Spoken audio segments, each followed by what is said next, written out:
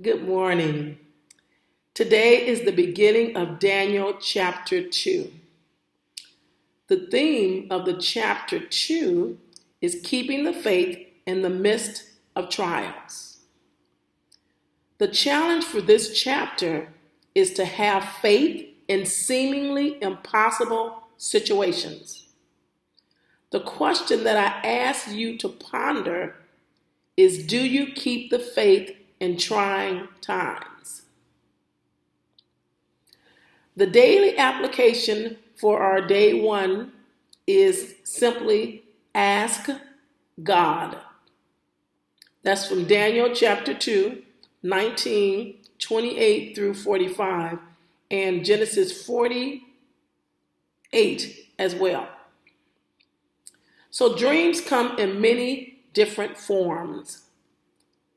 Sometimes they mean something and sometimes they don't. When a dream is inspired by God, it is always for a reason.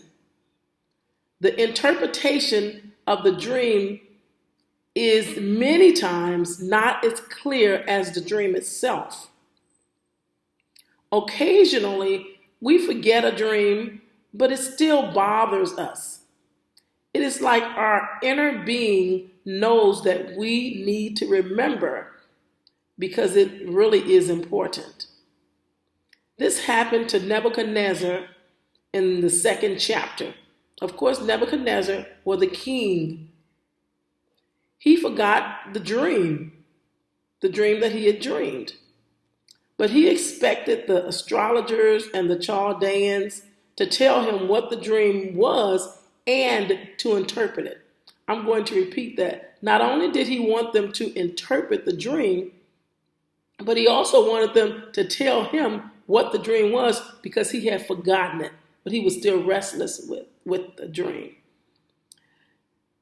They told him that this was impossible for any man to do. They acknowledged that flesh and blood could not do such an unreasonable thing. They needed to know the dream, and then it would be reasonable to interpret the dream. Daniel had the wherewithal to go to the source. Of course, he went to God. If God gives a dream to someone, he is certainly able to give someone the interpretation of the dream. It is important to realize that the interpretation does not always come from the dreamer. We cannot put God in a box and expect the interpretation to come from the dreamer or in a particular manner. God does what he wants to when he wants to. This is why asking God is so important.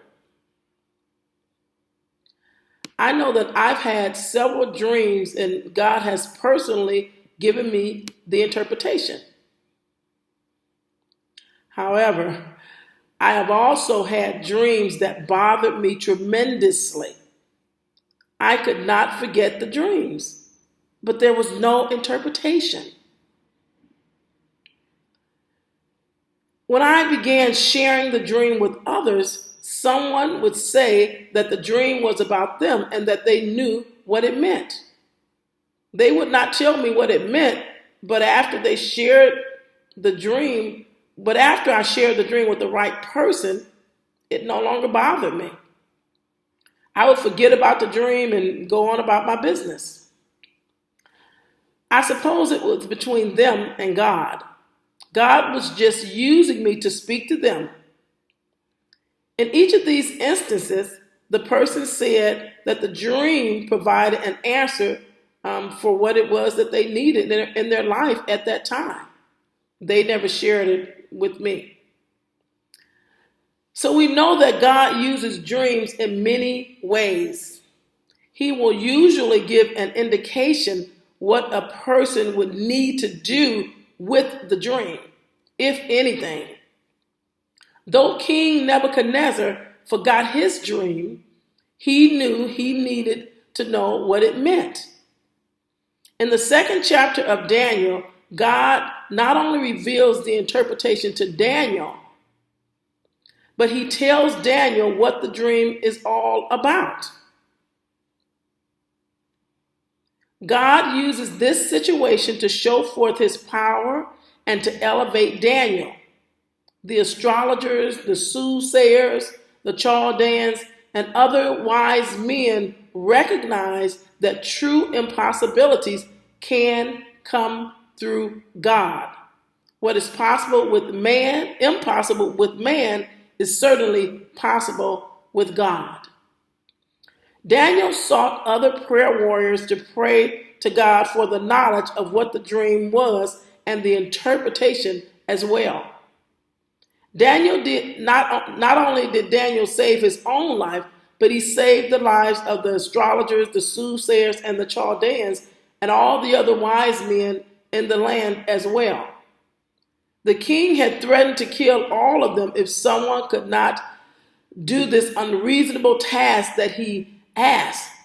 And that remember that task was that they would not just interpret the dream, but they also would tell him what the dream was because he had forgotten the dream. When God revealed the dream and the interpretation to Daniel, Daniel blessed God first. Daniel thanked God and he gave God the glory and honor for his power and for all the dominion. A lot of times God does things in our life and we run back and do what we need to do and we forget about God. Daniel didn't do that. The first thing we need to do is bless God. Thank God always. How many times has God revealed things to us or blessed us and we went running to flesh and blood as if we ourselves had done something? We must remember to always give God the glory. Thank you for listening today. I hope you have an amazing day.